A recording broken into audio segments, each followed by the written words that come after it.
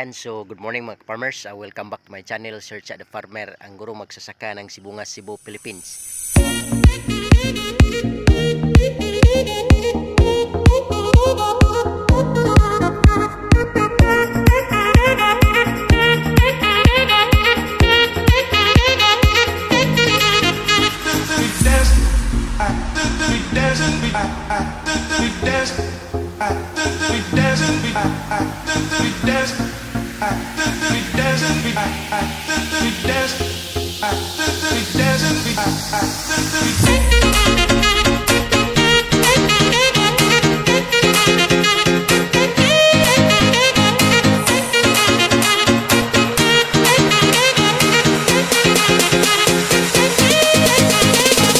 And if you are new to this channel mga farmers, please don't forget to subscribe and click the notification bell in order for you to be notified with my coming videos. Thank you and enjoy this vlog.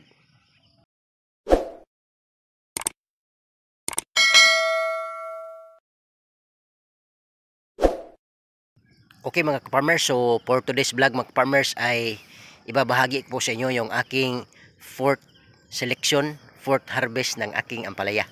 Okay, ngunit bago po ang lahat mga farmers, shoutout muna sa ating mga taga-subaybay all throughout Luzon, Visayas and Mindanao, most especially to my mentors in ampalaya farming. Shoutout Agaw Jupil the Farmer, anak ni Matoy. At the same time shoutout Agaw Pino Yanggurin Kaminade. At the same time shoutout Farmer Montijo. And aside from them, so shoutout din sa ating mga kaibigan, no? Meron akong lista dito mga farmers kasi hindi ko na matandaan lahat kung walang lista. So kasi thankful to God, dumadami yung ating mga subscribers, most especially doon sa mga farmers na nag-subscribe. Maraming salamat. So ito yung lista natin mga farmers, medyo madami-dami kaya nilista ko na para ma-shoutout lahat. Okay, so shoutout, bago natin simulan, no, shoutout sa lahat ng ating mga kaibigan. Okay, so Aquarus, no, yung idol natin mula sa Persian Gulf, Qatar. Shoutout idol. So Aquarus, at the same time shoutout Lakas ng Negros TV. Shoutout idol Lakas, ingat lagi sa yung trabaho sa field. Okay, then shoutout Jojo the Farmer ng Barangay San Antonio, Southern Leyte. At the same time shoutout Salvador Farmers ng Antique. Shoutout din Boss Ayan Vlogs ng Kagay, Sibungas, Cebu. At the same time shoutout Marinong Farmer.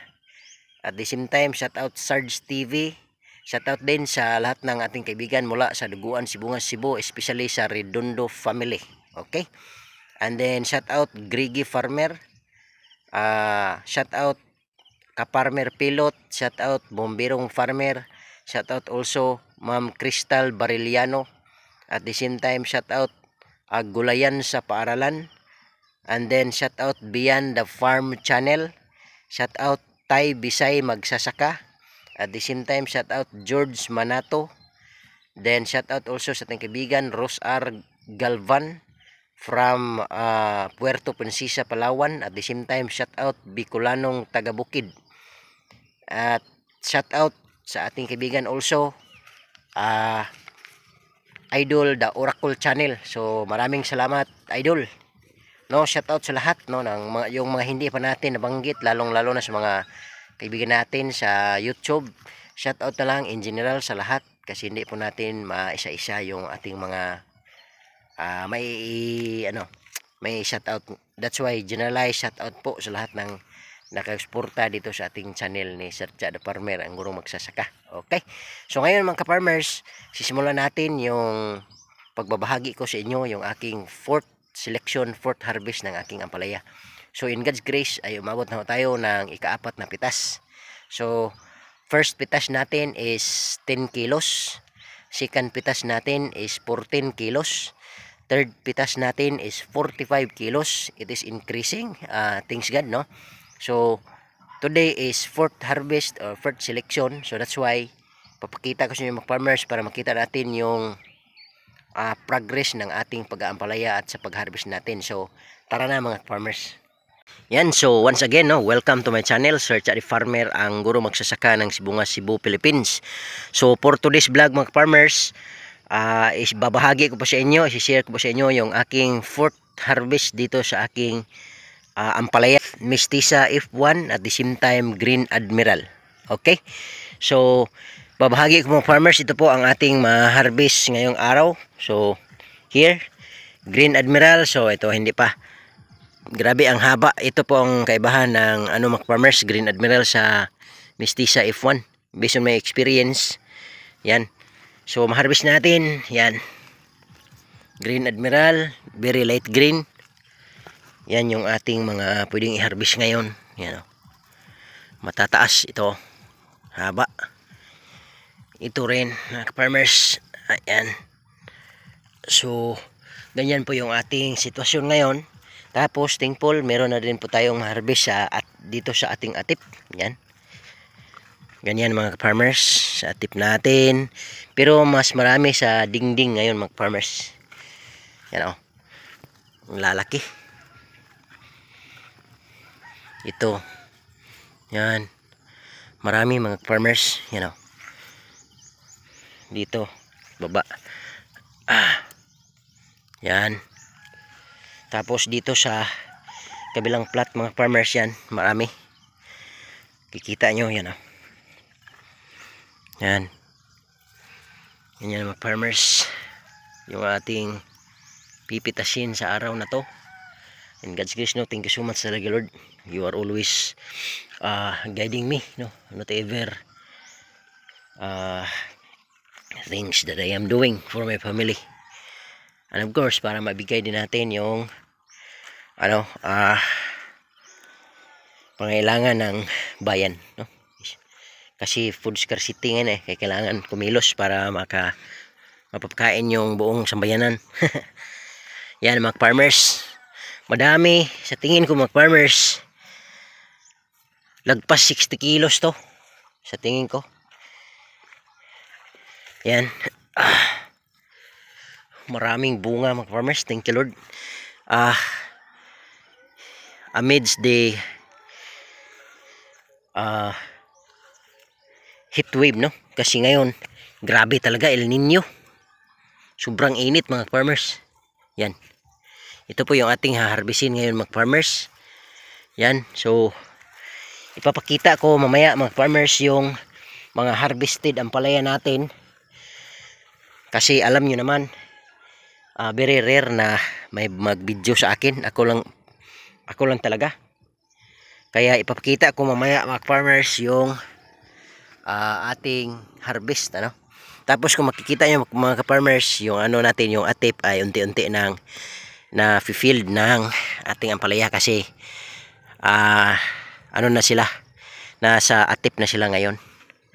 Kaya expect na rin tayo in God's grace, sana yung atip natin ay mapuno ng bunga, no? Basta importante tubig, hindi mawala sana yung tubig. Yan mga farmers, so abangan na lang, ipapakita ko maya yung ating ma-harvest. Thank you. Yan, so natapos na kaming mag-harvest mga ka-farmers. Yung iba 1, 2, 3. Yung 8 plots ay tapos nang hinakot. At ito na lang po ang natira, nasa pang 8, pang 9, 10 at saka pa 11 plat. So ito yung mga harvest natin mga farmers sa ating ampalaya ngayon. So far mga farmers, napakaganda ng harvest natin. Yan. Yan o. Ang harvest natin. Yung kapatid ng asawa ko ngayon mga farmers ang naghahakot. Tayo laki tayong chance na makapag-vlog kasi live na ta. Nanganak yung asawa ko. So yun. Nakalib. Yan malalaki. Yeah. Ganyan siya mga farmers. Tatansya ko mga farmers, maabot siguro mga 60 kilos yung harvest natin ngayon. If not, lagpas pa. Kasi malalaki yung ampalaya natin sa awa ng Diyos. Kahit meron tayong problema sa patubig, pero still laban. Alam mo na, buhay farmers. Ang lang talaga, sikrito is huwag mapaghinaan ng loob. tuloy-tuloy lang sa pagtatanim para magiging successful yung yung resulta mga ka-farmers. Okay, yan laki, mahaba. Okay, and then yung kabuuang harvest mga farmers ay ipapakita ko rin mamaya. Tsaka titingnan natin kung ilang kilo para there is transparency mga farmers sa inyo na nakasubaybay sa atin. Yan, so tapos na tayong mag-harvest mga farmers at naitimbang na rin natin yung ating mga harvest. At yun nga mga farmers, ito po sa awa ng Diyos ay nakaharvest tayo ng marami-rami ngayon. So 4th harvest. So ko muna mga farmers, i-flashback ko yung yung harvest natin from the start. So first harvest natin mga farmers is 10 kilos. Second harvest is 14 kilos. Third harvest is 45 kilos. And then sa ngayon sa ating 4th harvest mga farmers is in God's grace, umabot na tayo ng 72 kilos mga ka-farmers. Okay? So, grabe. Thank you so much, Lord. Thank you din sa ating mga kaibigan, yung ating mga nagsubaybay sa atin, sa ating YouTube channel. At the same time, most especially talaga, lagi kong pinapasalamatan yung mga taong pinagmulan ng ideya, kaalaman sa pag-a-apply farming. Shout out agaw Jupil the Farmer, anak ni Matoy, at the same time Pinos Vlog, agaw Pino yang rin kami nadi. Thank you so much. So ito mga farmers, I am proud and loud to present to you our 4th harvest, 72 kilos. Yan. So ito po yung ating harvest mga farmers. Napaganda ng quality. In terms of quality, napakaganda talaga mga farmers. At the same time, by next harvest magagawa ako ng content about doon sa mga comment ng ating mga subscribers. Don't worry, ay pinabasa ko po yung mga comment ninyo at gagawin po natin ng vlog yun.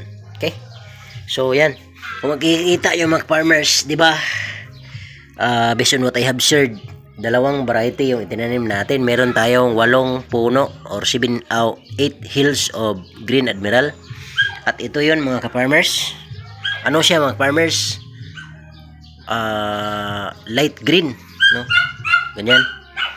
Naiba talaga siya sa mestiza mga farmers, kasi yung mestiza ito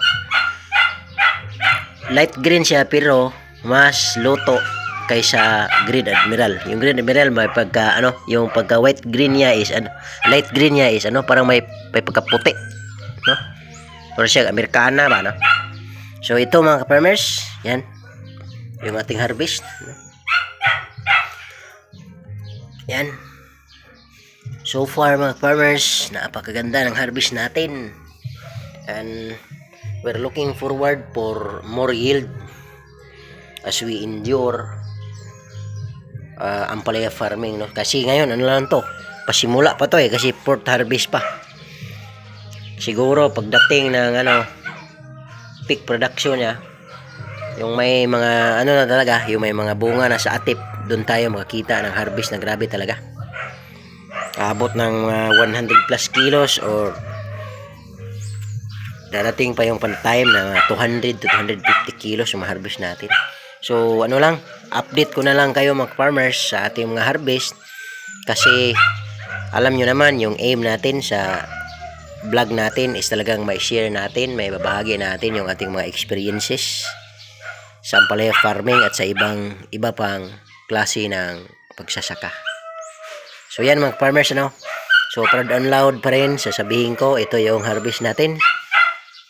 4th harvest, 4th selection nating ampalaya is already 72 kilos. Thank you so much mga ka-farmers. At yun po ang vlog natin sa araw na to mga farmers. March 25, 2024, So 72 kilos ang harvest natin ngayon. Kaya Maraming salamat mga farmers sa mga baguhan natin na subscribers, yung mga na-shoutout natin.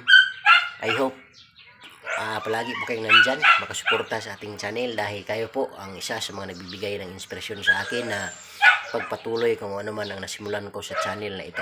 Okay? Gusto ko pong makapag-inspire sa ating kapwa farmers at sa mga taong gusto pang mag-farming. Kasi so far mga farmers, based on experience, I am, you know na already, sa mga nakakaalam, I am a professional teacher and I am working in Department of Education, Cebu Province Division. So far, working is good kasi meron tayong palaging sweldo, pero in terms of extra, medyo mahirapan tayo. Kaya naman, I'm very much inspired to do farming kasi nandun, nasa lupa ang pera talaga. Grabe. Makakasave tayo para sa ating pamilya at sa future ng ating mga anak. So, yun lang siguro mga farmers. Maraming salamat. Once again, this is Sir Cha the Farmer, ang gurong magsasaka ng Sibungas, Cebu, Philippines. Happy farming and God bless po sa inyong lahat. Bye-bye.